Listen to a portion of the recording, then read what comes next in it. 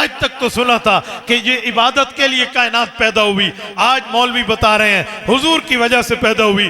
میرے جانے کے بعد شاید کچھ لوگ آپ سے یا علماء سے مخاطب ہو کر سوال کریں کہ جی آج تک تو ہم نے سنا تھا کہ جی کائنات اللہ کی پیدا ہوئی ہے اللہ کی عبادت کے لیے، تو اب یہ نئی بات آ گئی ہے کہ حضور کی وجہ سے پیدا ہوئی ہے۔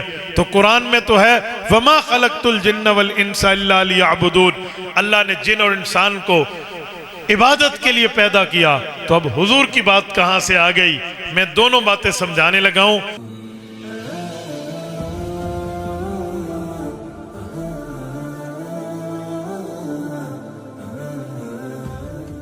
الحمدللہ وحدہ والصلاة والسلام علی من لا نبی بعدہ، اما بعد فاعوذ باللہ من الشیطان الرجیم، بسم اللہ الرحمن الرحیم، وما ارسلناک الا رحمتا للعالمین۔ عن ابی ہریرہ رضی اللہ تعالی عنہ قال قال رسول اللہ صلی اللہ علیہ وسلم فضلت علی الانبیاء بست اوتیت جوامع الکلم ونصرت بالرعب واحلت لی الغنائم وجعلت لی الارض مسجدا وطہورا وارسلت الى الخلق کافہ وختم بی النبیون۔ رواہ الامام الہمام المسلم فی صحیحہ۔ اللہم صل علی محمد وعلی آل محمد کما صلیت علی ابراہیم وعلی آل ابراہیم انکا حمید مجید۔ اللہم بارک علی محمد وعلی آل محمد کما بارکت علی ابراہیم وعلی آل ابراہیم انکا حمید مجید۔ معزز دوستو، آج 1 اکتوبر 2024 بروز منگل ہے، اور آپ کے یہاں جوہر آباد ضلع خوشاب میں عزیزم مولانا محمد صغیر صاحب کی دعوت پر خلوص پر آپ کی خدمت میں موجود ہوں۔ میرے دوستو، میرے ذمہ 3 عنوان ہیں، سیرت النبی بھی ہے، عظمت اصحاب رسول بھی ہے، اور عظمت اہل بیت رسول بھی ہے۔ میں نے حضرات سے پہلے عرض کیا تھا کہ عنوان ایک دیں تاکہ میں کھل کے اس پر بات کر پاؤں، پر حضرات کا اصرار ہے کہ آپ نے تینوں پر بات کرنی ہے، تو اس لیے مختصر میں تینوں کو اپنی گفتگو کا حصہ بنا کے آپ کی خدمت میں بات کروں گا انشاءاللہ۔ میرے ساتھیوں، نبی پاک صلی اللہ علیہ وسلم کی سیرت کے حوالے سے بنیادی طور پہ ہمیں بات سمجھنی چاہیے کہ سیرت کا مطلب ہوتا ہے حالات، سیرت کا مطلب ہوتے ہیں واقعات، سیرت کا مطلب ہوتا ہے کسی کا کردار اور کریکٹر۔ تو رسول اللہ صلی اللہ علیہ وسلم کی جو سیرت ہے یہ نبی پاک صلی اللہ علیہ وآلہ وسلم کے حالات۔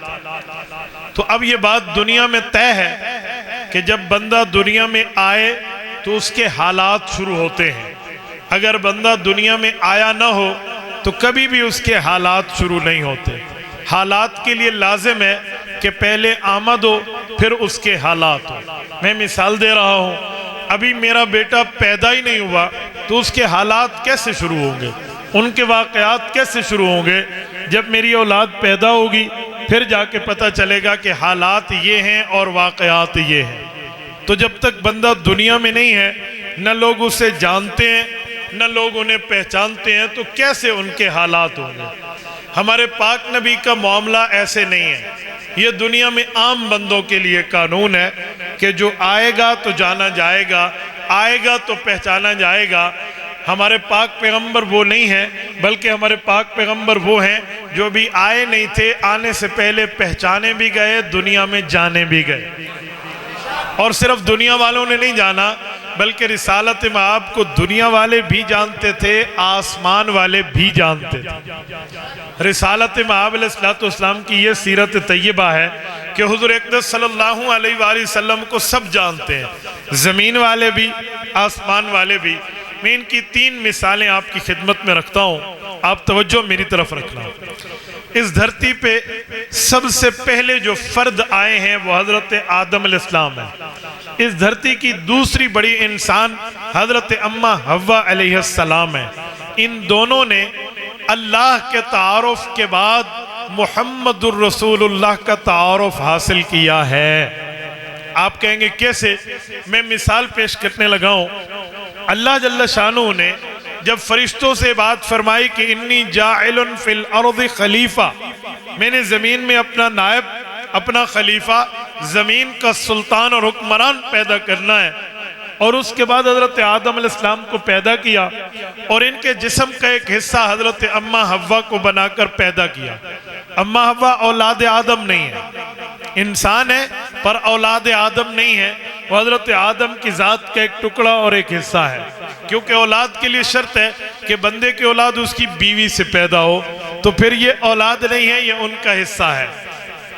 حضرت اماں حوا اور حضرت آدم کا رب نے نکاح کیا، نکاح کر کے انہیں جنت میں بھیجا اور فرمایا تمہارے اوپر کوئی روک ٹوک نہیں ہے، کسی قسم کی کوئی بین نہیں ہے، بس تم جنت میں جاؤ، وَكُلَا مِنْهَا رَغَدًا حَيْثُ شِئْتُمَا، جو مرضی آئے آپ اپنی لائف کو چل کریں، آپ اپنی زندگی کو گزاریں، لیکن وَلَا تَقْرَبَا هَذِهِ الشَّجَرَةَ، آپ دونوں نے ایک درخت کے قریب نہیں جانا۔ اب یہ وعدہ ہو گیا، اس وعدے کا انجام کیا ہوا؟ معاملہ معاہدے میں پہنچا، اینڈ کیا ہوا؟ تو قرآن کریم کہتا ہے وَلَقَدْ أَهِدْنَا إِلَىٰ آدَمُ مِنْ قَبْلُ فَنَسِيَ، حضرت آدم بھول گئے۔ بھولنا حضرت آدم کا جان بوجھ پہ نہیں تھا، کیوں؟ وَلَمْ نَجِدْ لَهُ عَزْمًا، ارادہ ان کا نہیں تھا۔ حضرت آدم علیہ السلام بھولے، اس درخت کا پھل کھا لیا، رب نے زمین پہ بھیجا۔ اسرائیلی روایات میں ہے کہ 300 سال تک حضرت آدم نے اللہ جل شانہ کے سامنے سر جھکا کر دعا کی، کبھی سر اٹھا کے آسمان کی طرف نہ دیکھا، بلکہ اللہ سے دعائیں مانگی۔ اب بہت سی دعائیں ہیں، کچھ دعاؤں کا ذکر اللہ کے قرآن میں ہے، کچھ دعاؤں کا ذکر حضور کے فرمان میں ہے۔ رب کے قرآن میں ربنا ظلمنا انفسنا وَإِن لَّمْ تَغْفِرْ لَنَا وَتَرْحَمْنَا لَنَكُونَنَّ مِنَ الْخَاسِرِينَ، اللہ تو ہی ہماری بھول کو معاف کر دے، آپ نے ہماری بھول کو معاف نہ کیا تو ہم نقصان اٹھانے والوں میں سے ہو جائیں گے۔ اور ایک دعا وہ ہے جس کا ذکر حضور کے فرمان میں ہے۔ ہم اہل سنت والجماعت قرآن بھی مانتے ہیں، ہم اہل سنت والجماعت حضور کا فرمان بھی مانتے ہیں۔ مستدرک حاکم میں حدیث ہے، حضرت عمر فرماتے ہیں رضی اللہ عنہ، ہمیں ہمارے نبی پاک علیہ السلام نے بات بتائی کہ ایک دن حضرت آدم نے دعا مانگتے ہوئے دعا کے الفاظ تبدیل کر دیے، دعا کے الفاظ بدلے، نئے الفاظ سے دعا کی، وہ لفظ دعا میں استعمال نہیں فرمائے جو پہلے استعمال کر رہے تھے۔ صحابہ کرام نے سوالیہ نظروں سے اللہ کے رسول کے چہرہ انور کے شربت دیدار کو پیتے ہوئے آنکھوں سے سوال کیے، ہمیں وہ لفظ پتہ چل سکتے ہیں؟ وہ کون سے الفاظ ہیں جس سے حضرت آدم نے دعا کے الفاظ بدل کے رب سے اپنی معافی منوا لی؟ حضور نے فرمایا جی ہاں، حضرت آدم نے یوں مانگا اللہم انی اسألک بحق محمد ان تغفر لی۔ کیا مطلب؟ اللہ محمد کریم صلی اللہ علیہ وسلم کے وسیلے سے مجھے معافی دے دے۔ جو میں نے بات کی تھی وہ اس کی دلیل یہاں سے نکلی کہ حضرت آدم حضور پاک کا وسیلہ دے رہے ہیں، تو میں نے کہا بندہ دنیا میں آئے تو پہچانا جائے، بندہ دنیا میں پہنچے تو اس کا تعارف اور اس کے حالات شروع ہوں۔ میرے پاک نبی وہ نہیں ہیں جو آئیں اور پہچانے جائیں، بلکہ حضور وہ ہیں آئے نہیں ہیں، آنے سے پہلے پہچانے گئے۔ حضور پاک نے فرمایا جب حضرت آدم علیہ السلام نے یوں دعا مانگی نا تو رب نے ابھی تک جواب نہیں دیا تھا، کسی دعا کا جواب نہیں دیا، اب فوراً پوچھا یا آدم کیف عرفت محمدًا ولم اخلقہ، اے آدم حضور پاک کو کیسے جانتے ہو؟ ہم نے انہیں پیدا کر کے ابھی دنیا میں نہیں بھیجا۔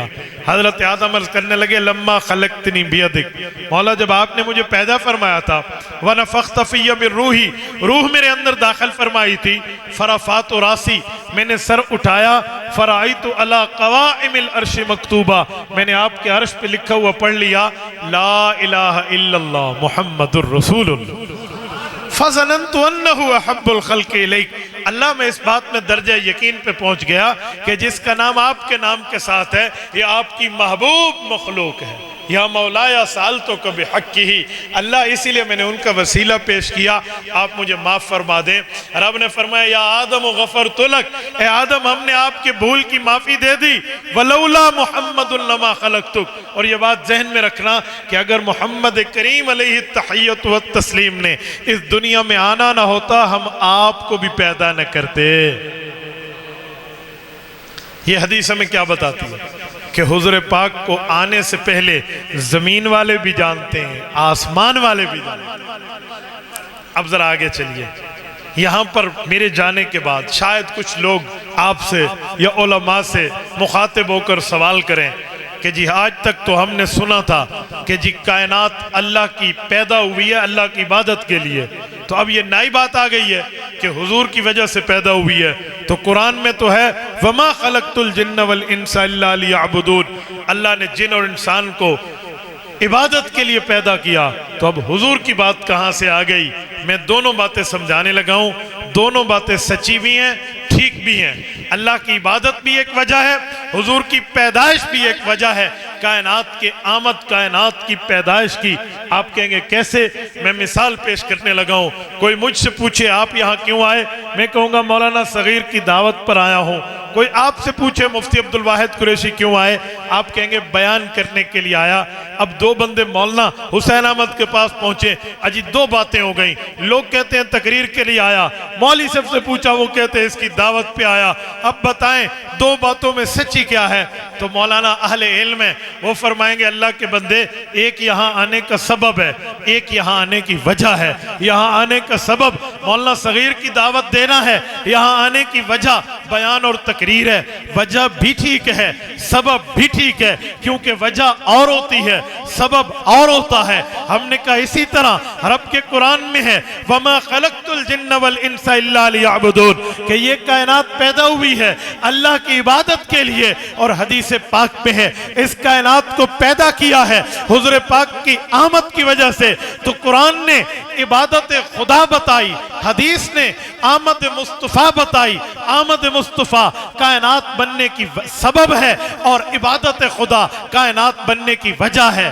قرآن بھی ٹھیک ہے، حضور کا فرمان بھی ٹھیک ہے۔ یہ میں نے صرف اسی لیے درمیان میں آپ کو سمجھایا کہ کچھ لوگوں کو اعتراض کرنے کا شوق ہوتا ہے، اشکال کا شوق ہوتا ہے، وہ خواہ سے سوالات کرنے کے عادی ہیں۔ پرانے زمانے میں لوگ علماء کے پاس آتے دینی مسئلہ پوچھنے کے لیے، آج کل لوگ مولویوں کے پاس آتے ہیں دینی مسئلہ بتانے کے لیے۔ یہ قیامت کا منظر آ گیا ہے، لوگ علماء سے مسئلہ پوچھنے نہیں مسئلہ بتانے آتے ہیں۔ یاد رکھے اگر تمہیں اتنا علم ہے کہ تم مسئلہ بتانے کے لیے چیک کرنے کے لیے عالم کے پاس آتے ہو تو حدیث پاک کے مطابق تم جہنم کے ڈگر پر ہو، جنت کے راستے پہ نہیں ہو۔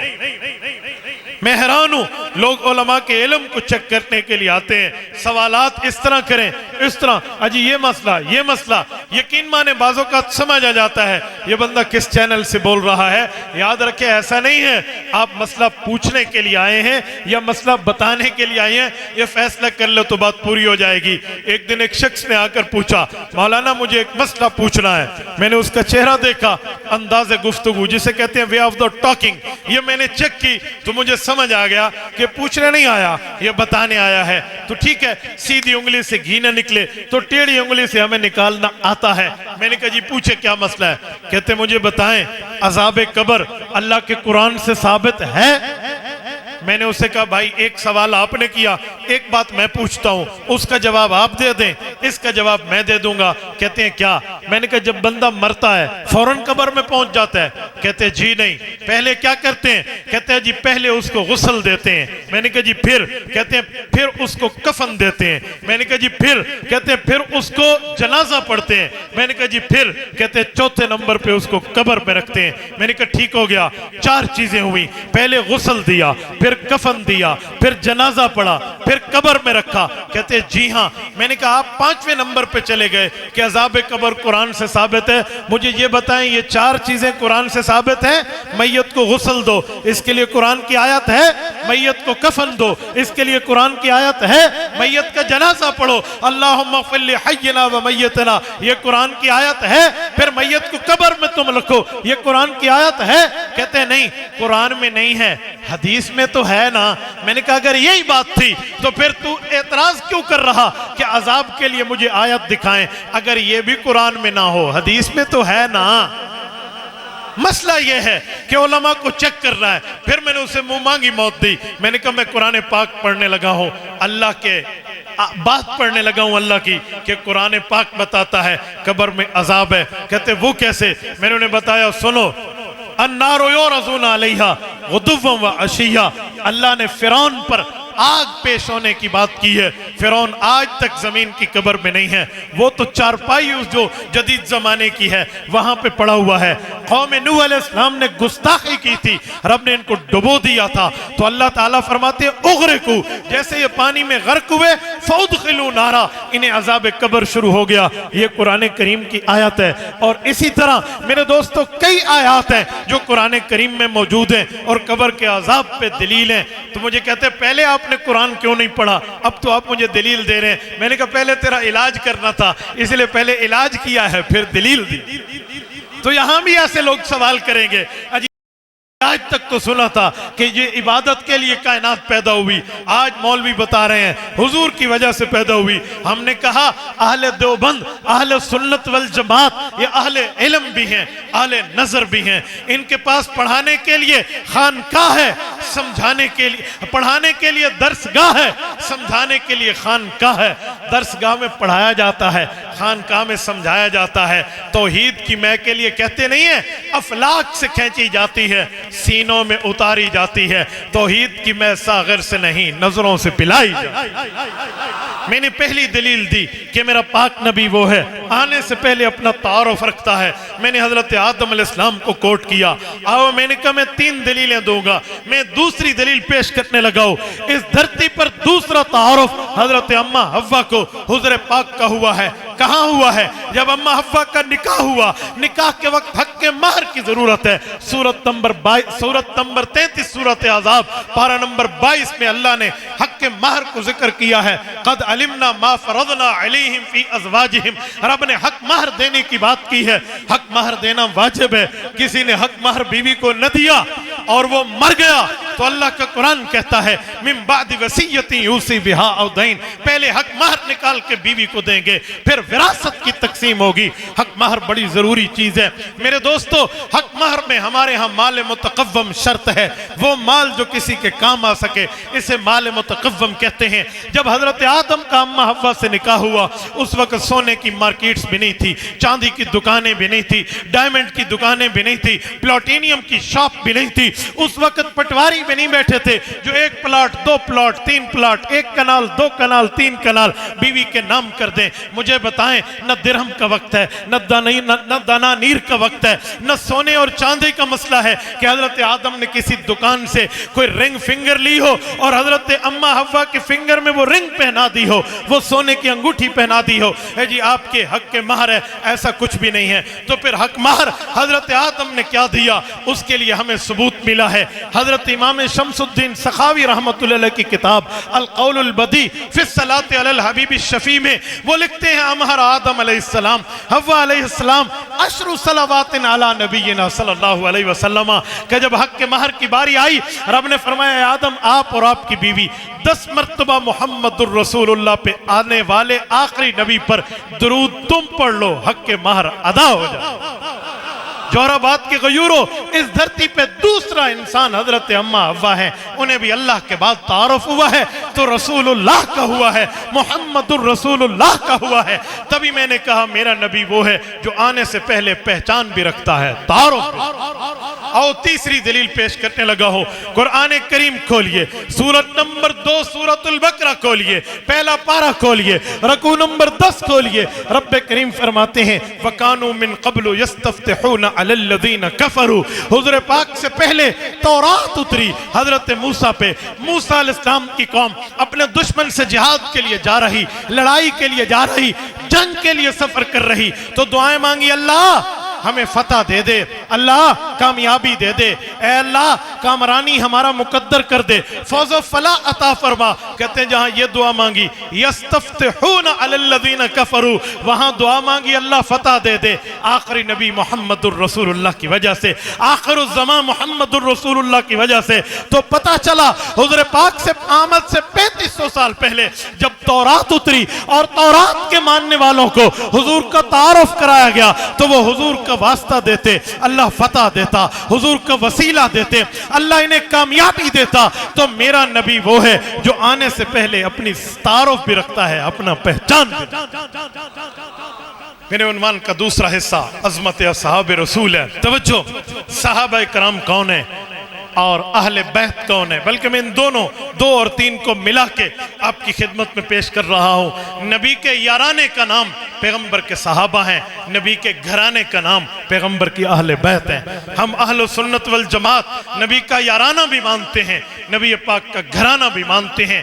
اگر پیغمبر علیہ السلام کے یارانے اور گھرانے کو نکال دیں تو پھر میں وہ جملہ کہنے لگا ہوں جو قائد ملت اسلامیہ، امام انقلاب، محافظ ختم نبوت حضرت مولانا فضل الرحمن دامت برکاتہم العالیہ نے گزشتہ دور حکومت میں صدر پاکستان کی موجودگی میں تمام مسالک موجود تھے، پیام پاکستان جاری ہو رہا تھا، وہاں اپنی صدارتی سپیچ میں فرمایا تھا کہ اے لوگو، نبی کے صحابہ اور نبی کی اہل بیت سے تم آنکھیں بند نہیں کر سکتے۔ اگر تم آنکھیں بند کرو گے تو بتاؤ اس دین کو جو حضور اور حضور کے صحابہ اور اہل بیت کے ذریعے ملا، دنیا کے سامنے کس منہ سے پیش کرو گے؟ کس منہ سے پیش کرو گے؟ جو دین تمہیں ان لوگوں نے دیا، 2 رکعت نماز میں 1 رکعت بھی رسول اللہ تک ثابت نہیں ہو سکتی اگر نبی کے صحابہ اور اہل بیت سے منہ پھیر دیا جائے۔ اگر پیغمبر کے صحابہ اور اہل بیت سے آنکھیں بند کر لی جائیں، ہمیں نہیں ملتا کہ ہم دین کو ان تک پہنچا دیں، بلکہ ان کے لیے امام ذہبی کا لفظ ہے ہی المقنطرۃ التی تصل الامۃ الی النبوہ۔ فرمائے نبی کی جماعت، چاہے وہ نبی کے گھر والے پیغمبر کے اہل بیت ہو یا نبی پاک کا یارانہ نبی کے صحابہ ہو، یہ وہ پل ہے جو امت کو نبوت سے رشتے میں ملاتا ہے، جو امت کو نبوت سے جوڑتا ہے۔ امت کو دین ملا، نبوت سے ملا، شریعت ملی، نبوت سے ملی، ایمان ملا، نبوت سے ملا، اسلام ملا، نبوت سے ملا، تو اس پل سے گزر کے ملا جس پل کا نام نبی کے صحابہ، نبی کی اہل بیت۔ ہم پیغمبر کے صحابہ کے بھی قائل ہیں، ہم نبی پاک کی اہل بیت کے بھی قائل ہیں۔ امام اعظم ابو حنیفہ سید الفقہاء والمحدثین، تلمیذ شاگرد اصحاب رسول، وہ ارشاد فرماتے ہیں، فرمائے نحن نفضل الشیخین ونحب الختنین ونر المسح علی الخفین۔ فرمائے لوگو، ہم لوگ اہل حق، اہل سنت والجماعت ہیں، ہماری 3 نشانیاں ہیں۔ پہلی نشانی یہ ہے ہم نے حضرت ابو بکر و عمر سے فضیلت افضلیت والی محبت رکھنی ہے، اور ہم نے حضرت عثمان اور حضرت علی پیغمبر کے دامادوں سے عقیدت والی محبت رکھنی ہے، اور ہم جب سردیوں میں موزہ پہنے تو ہمیں ہمارے نبی نے سکھایا ہے کہ تم چاہو تو موزے کو پر مسح کرو، یہ وضو ہو جائے گا۔ یہ تینوں چیزیں، نحن نفضل الشیخین ونحب الختنین ونر المسح علی الخفین۔ تو ہم نبی کے صحابہ بھی مانتے ہیں، نبی پاک کے اہل بیت بھی مانتے ہیں۔ یاد رکھیں، میرے نبی کے صحابہ اور اہل بیت وہ ہیں، اس کے بغیر دین ہم تک نہیں پہنچتا۔ موطا امام مالک کے اندر حضرت امام مالک ابن انس الاصبہی المدنی رحمت اللہ علیہ ایک حدیث پاک لائے ہیں کہ نبی پاک نے ارشاد فرمایا ترکت فیکم ثقلین لن تضلوا ما تمسکتم بہما کتاب اللہ و سنت نبیہ۔ اے لوگو، میں تم میں 2 چیزیں چھوڑ کے جا رہا ہوں، نمبر 1 اللہ کی کتاب، نمبر 2 نبی پاک کی سنت۔ فرمایا یہ تم میں چھوڑ کے جا رہا ہوں۔ میں اسی پہ سمجھانے کے لیے آپ کی خدمت پہ کہنے لگا ہوں، جب نبی پاک علیہ السلام نے مدینہ میں ٹھہر کے یہ جملہ فرمایا کہ اے لوگو، میں تم میں 2 چیزیں چھوڑ کے جا رہا، ایک چیز اللہ کا قرآن ہے، ایک نبی کا فرمان ہے۔ مجھے بتاؤ، جن کو حضور نے فرمایا تم میں چھوڑ کے جا رہا ہوں، وہ نبی کے صحابہ اور اہل بیت نہیں ہے؟ بولیے بولیے، نبی کے صحابہ اور اہل بیت نہیں ہے؟ یقیناً ہے۔ تو پھر میں سمجھانے کے لیے مثال دوں کہ اگر چوری ہو دکان کی تو چور کو دکان کے شٹر سے بغض نہیں ہوتا، چوری ہو دکان کی تو چور کو دکان کے تالے سے بغض نہیں ہوتا، چوری ہو دکان کی تو چور کو جو اصل بغض، حسد، نفرت اور اصل لالچ وہ دکان کے اندر پڑے ہوئے اس مال کی ہوتی ہے جو اس کی آنکھوں میں للچانے کا منظر پیدا کر رہا ہوتا ہے۔ میرے دوستو، آج کوئی نبی کی اہل بیت پہ بولے یا پیغمبر کے صحابہ پہ بولے، اسے صحابہ اور اہل بیت سے مسئلہ نہیں ہے، اسے مسئلہ ہے تو اس قرآن اور حدیث سے ہے جو حضور نے صحابہ اور اہل بیت کے اندر چھوڑا۔ یہ فیصل ہے، قول فیصل ہے، حرف آخر ہے اس پر کہ اللہ جل شانہ نے ان کو یہ رتبہ دیا ہے، اور یہ رتبہ بلند ملا جس کو بھی مل گیا۔ ہر مدعی کے واسطے دار و رسن کہاں؟ رب کریم نے انہیں فرمایا کہ اے لوگو وَاذْكُرُوا نِعْمَةَ اللَّهِ عَلَيْكُمْ اِذْ كُنْتُمْ أَعْدَاءً فَأَلَّفَ بَيْنَ قُلُوبِكُمْ فَأَصْبَحْتُمْ بِنِعْمَتِهِ إِخْوَانًا۔ چوتھا پارہ، دوسرا صفحہ، سورت نمبر 3، سورت آل عمران آیت نمبر 106۔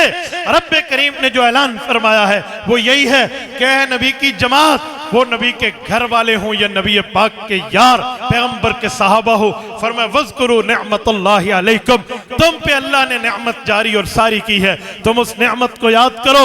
اِذْ كُنْتُمْ أَعْدَاءً، ایک وقت تھا تم ایک دوسرے کے خون کے پیاسے تھے، اور آج فَأَصْبَحْتُمْ بِنِعْمَتِهِ إِخْوَانًا، رب نے تمہیں بھائی بھائی جیسی محبت عطا فرمائی۔ اور واقعی یہ محبت نبی پاک علیہ السلام کی جماعت میں نظر آتی ہے۔ وہ کہتے ہیں اتنی محبت، اتنی محبت، اتنی محبت کہ میں اگر اس محبت کے لیے کوئی مثال، کئی مثالیں ہیں آپ کے سامنے اگر پیش کروں تو یقین مانیں شاید وہ مثالیں ناکافی ہو۔ میں اللہ کے قرآن سے نبی پاک صلی اللہ علیہ وآلہ وسلم کے صحابہ اور اہل بیت کی محبت پر ایک مثال لانے لگاؤں۔ یہ 28واں پارہ ہے، اور 28ویں پارے کی وہ صورت ہے جس کی کل آیات جو ہیں وہ 23 ہیں، جسے سورت مجادلہ کہتے ہیں، اور اس کے 3 رکوع ہیں، لیکن اس میں ایک کم 40 بار لفظ اللہ آیا ہے۔ ایسی صورت پورے قرآن میں نہیں ہے۔ سورت مجادلہ کے مقابلے کی صورت قرآن میں نہیں ہے۔ یہ وہ صورت ہے ہر آیت میں لفظ اللہ، ہر آیت میں لفظ اللہ، اور کسی آیت میں 4 مرتبہ اللہ، کسی میں 3، کسی میں 2، ورنہ 1 مرتبہ لفظ اللہ ہے ہی ہے۔ میں اس صورت کو پیش کرتے لگاؤں۔ رب کریم نے نبی پاک کے لیے فرمایا لا تجد قوما یؤمنون باللہ والیوم الآخر یوادون من حاد اللہ ولو كانوا آباءهم او ابناءهم او اخوانهم او عشیرتهم۔ یہ رب کا قرآن ہے، 28واں پارہ ہے، پہلی صورت ہے، صورت کا آخری رکوع ہے۔ اللہ نے اعلان فرمایا نبی پاک دنیا میں اگر تلاش کوئی کر سکے تو کرے، اس جیسی جماعت جو میں نے آپ کو صحابہ اور اہل بیت کی شکل میں دی ہے نہیں مل پائے گی۔ لا تجد قوما یؤمنون باللہ، یہ مومن آپ کو اس جیسے نہیں ملیں گے۔ کیوں؟ یوادون من حاد اللہ، یہ محبت اور پیار اس سے رکھیں جو نبی پاک کا اور اللہ کے رسول کا دشمن ہو، نہیں ہو سکتا۔ یہ دین کے معاملے میں اتنے مضبوط ہے وَلَوْ كَانُوا آبَاءَهُمْ، ان کا ابا کیوں نہ ہو، او ابناءہم، اولاد کیوں نہ ہو، او اخوانہم، بھائی کیوں نہ ہو، او عشیرتہم، خاندان کیوں نہ ہو۔ یہ باپ کو، بیٹے کو، خاندان کو اور اپنے قبیلے کو، اپنے بھائیوں کو چھوڑ دیں گے، لیکن رسول اللہ کا دامن محبت نہیں چھوڑ۔ میں اس پر بات کروں تو وقت لمبا ہو جائے گا، میں صرف جھلکی دیتا ہوں۔ وَلَوْ كَانُوا آبَاءَهُمْ، ابا کیوں نہ ہو، والد کیوں نہ ہو، کیا مطلب؟ حضرت ابوبکر صدیق کے والد بعد میں صحابی بنے، عامر، ابو قحافہ، عثمان، یہ صحابی بعد میں بنے، اس وقت غیر مسلم تھے، اور ابوبکر صدیق کے ساتھ گفتگو کرتے ہوئے دین پر کوئی جملہ بولا تو ابوبکر صدیق نے باپ پر ہاتھ اٹھا لیا تھا، کیونکہ دینی غیرت کی بات تھی نا۔ حضور پاک کے پاس شکایت آئی تو نبی پاک علیہ السلام نے آذرائے شفقت پوچھا ابو بکر کیا کیا؟ فرمایا یا رسول اللہ لو کان السیف بنی قریبا لضربت عنقا، صرف ہاتھ اٹھایا ہے، یہ خوش ہو جائے کہ اس وقت میرے پاس تلوار نہیں تھی، تلوار ہوتی تو آج یہ گردن اس دھڑ کے اوپر موجود نہ ہوتی، لضربت عنقا۔ آپ مجھے بتائیں وَلَوْ كَانُوا آبَاءَهُمْ، ایسا پیار جو حضور پاک کی جماعت میں کس میں ہوگا؟ او ابناءہم، ان کے بیٹے، یہی ابو بکر صدیق ہے، ان کے بیٹے اس وقت مسلمان نہیں ہوئے تھے، عبد الرحمن صحابی نہیں بنے تھے، غیر مسلم تھے، جنگ بدر میں لڑنے آئے اور ایک کام ان کے ساتھ ہو گیا، پھر بعد میں مسلمان ہوئے، صحابی بنے، نیکوکار و دلدار و حبدار و وفادار پیغمبر بنے، ایک دن کھانا کھا رہے ہیں، سالن کی پلیٹ سامنے ہے، دونوں کے ہاتھ میں لقمہ ہے، اور لقمہ منہ میں رکھتے ہوئے بیٹے نے ابا سے کہا ابا جی وہ وقت یاد ہے؟ 100% ابو بکر کو یاد تھا۔ کہا بیٹا کس وقت کی بات کر رہے؟ کہا ابا وہ وقت جب بدر میں نے آپ کو زمین پہ چت گرا دیا تھا اور آپ کے سینے پہ چڑھ دوڑا تھا اور خنجر میرے ہاتھ میں تھا، یوں آپ پہ مارنے لگا تھا، ایک بار میں کام تمام ہو جاتا لیکن نہیں مارا تھا، میں اس وقت کی بات کر رہا ہوں۔ ابا جی یاد ہے؟ باپ کو یہ وقت بھولے گا؟ بولیے، جس کے سینے میں باپ والا دل ہے ذرا وہ تو بولے، بھولے گا؟ ابو بکر کو نہیں بولا، کہا بیٹا مجھے یاد ہے، بتا پھر چھوڑا کیوں تھا؟ یہ ابو بکر نے پوچھا نہیں ہے، اپنا جواب بتایا ہے۔ کہا چھوڑا کیوں تھا؟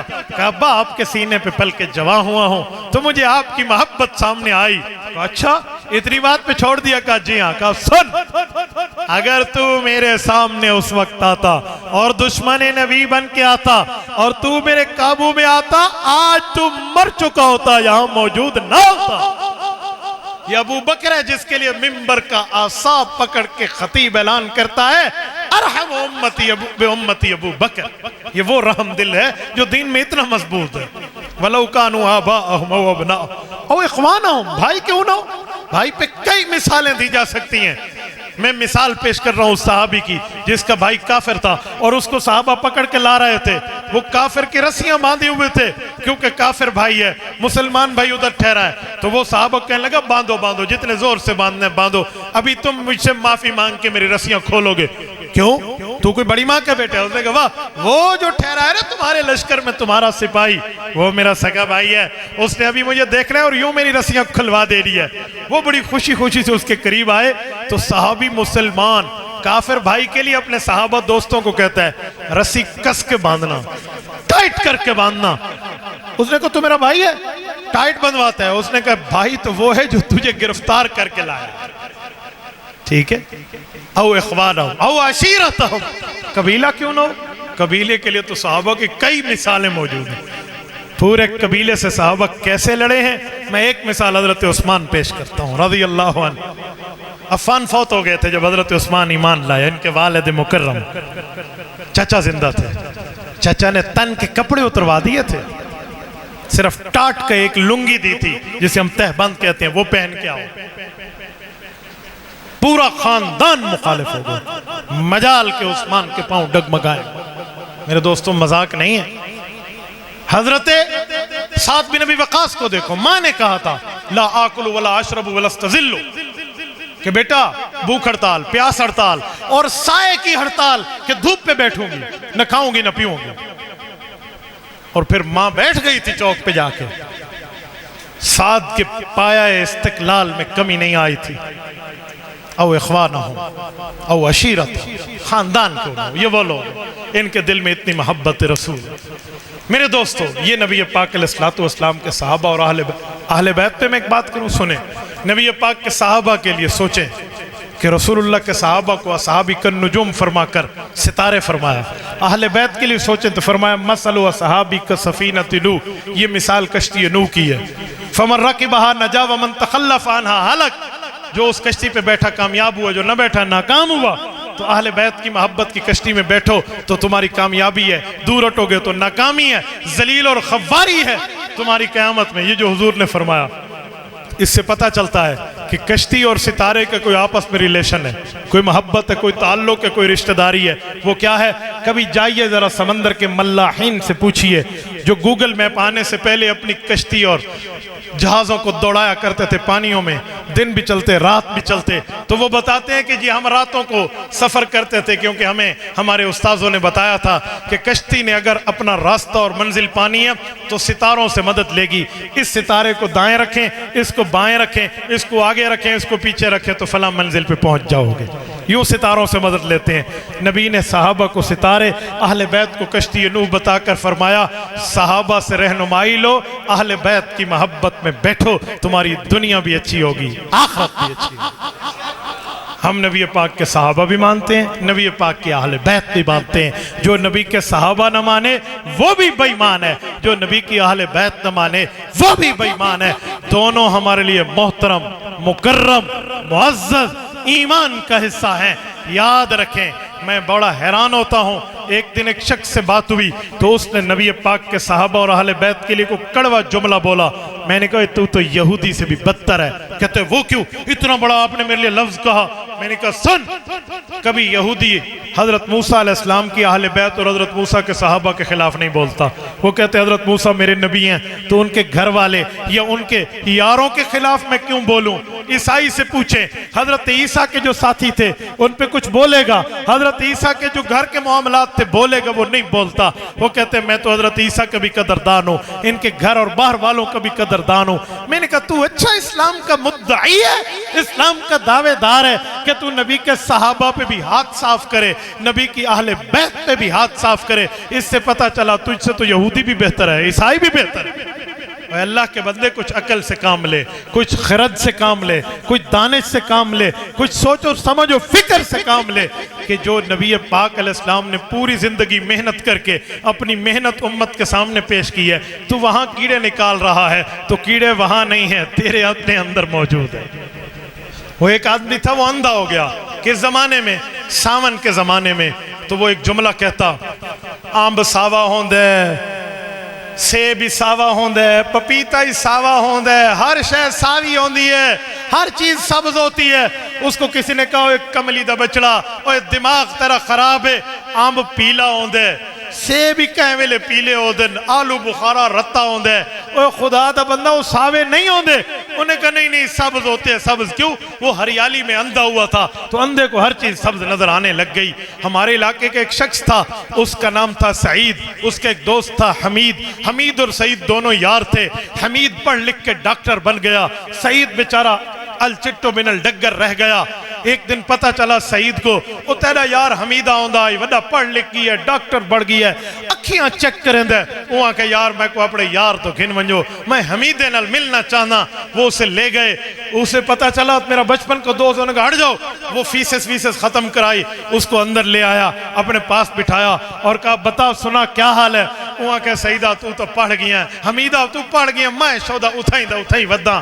اچھا سنا کیا کریں دیں؟ اجی میں تو لوگوں کو این کا لینا، میں آنکھیں چیک کرتا ہوں. انہوں نے کہا جی اچھا مجھے بھی اینک لگا دو. اس نے مشین پہ بٹھایا، تھوڑی رکھوائی اور چیک کیا دونوں آنکھوں کو.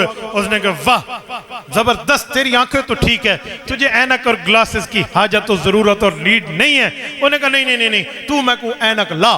اس نے کہا بھائی تیری آنکھیں خراب نہیں ہیں، میں کیسے لگاؤں؟ انہوں نے کہا بابا ایک وجہ کو لا چاہ.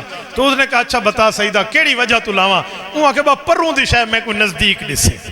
لوگوں کو عادت ہوتی ہے نا دور کی چیز مجھے قریب نظر آئے. تو اس نے کہا چلو ہن یار زندگی پہلی دفعہ آکے منہ مارس. اس نے لکھ کے دے دیا بھئی اس کو دور کی اینک لگا دیں جو قریب چیز نظر آئے. اس نے اینک بنوا لی. اگلے دن پہن کے جا رہا تھا، دور کی چیزیں نزدیک نظر آتی تھی. ادھر نالی تھی اور اس کو قریب نظر آئی. نہیں سمجھے؟ نالی اتھائی تھی اتھے نظر آئی ہے. این سنبھال کے پیر چک کے اتھے رکھے نا نالی کے اندر.